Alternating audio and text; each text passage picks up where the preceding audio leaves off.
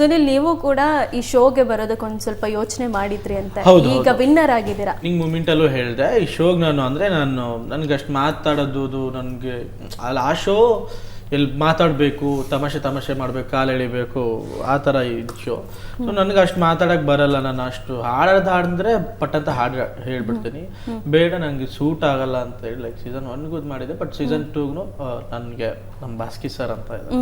So ಅವರು ಯಾವಾಗಲೂ ಒಂಥರ ಗಾಡ್ ಫಾದರ್ ಥರ. ಸೊ ಅವ್ರು ಫೋನ್ ಮಾಡಿ ಹೇಳಿದಾಗ ಸರಿ ಸರ್ ಅಂತ ಹೋದ್ಮೇಲೆ ಒಂದು 2-3 ವೀಕ್ ಆದಮೇಲೆ ನಮ್ಗೆ ಡ್ಯಾನ್ಸ್ ಬರಲ್ಲ. ಅವ್ರೇನೋ ಹೇಳ್ಕೊಟ್ರೆ ನಾವೇನೇನೋ ಮಾಡ್ತೀವಿ ಡ್ಯಾನ್ಸು.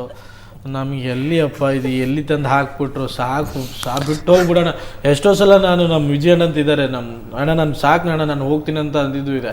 ಬಟ್ ಈ ಶೋಗೆ ಹೋಗ್ಬಿಟ್ಟು ತುಂಬ ಒಳ್ಳೆ ಕೆಲಸ ಏನು ಮಾಡಿದ್ದು ಅಂದರೆ ಪಾಠ, ಜೀವನದ ಪಾಠ.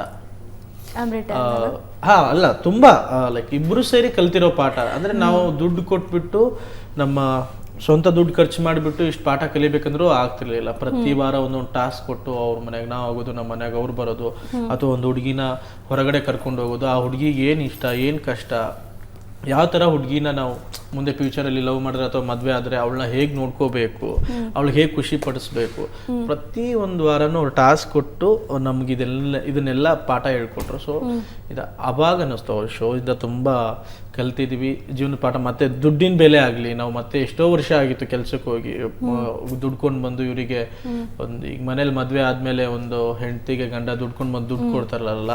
ಸೊ ಏನೂ ಆಗದಿರನ ನಮಗೆ ಆ ಫೀಲ್ ಎಲ್ಲ ಅಲ್ಲಿ ತರಿಸಿದ್ರು. ಸೊ ಫೈನಲಿ ವಿನ್ ಆದಾಗ ಖುಷಿ ಆಯಿತು. ಏನೋ ಡೌಟಲ್ಲಿದ್ದೆ ಬರಬೇಕು ಬರಬಾರ್ದು ಅಂತೇಳಿ ಇವತ್ತಿನ ದಿನ ಟ್ರೋಫಿ ಇಟ್ಕೊಂಡು ಮನೆಗೆ ಹೋಗಿದ್ದೀನಿ ಅಂತ ಖುಷಿ, ಆಬ್ವಿಯಸ್ಲಿ ಖುಷಿ.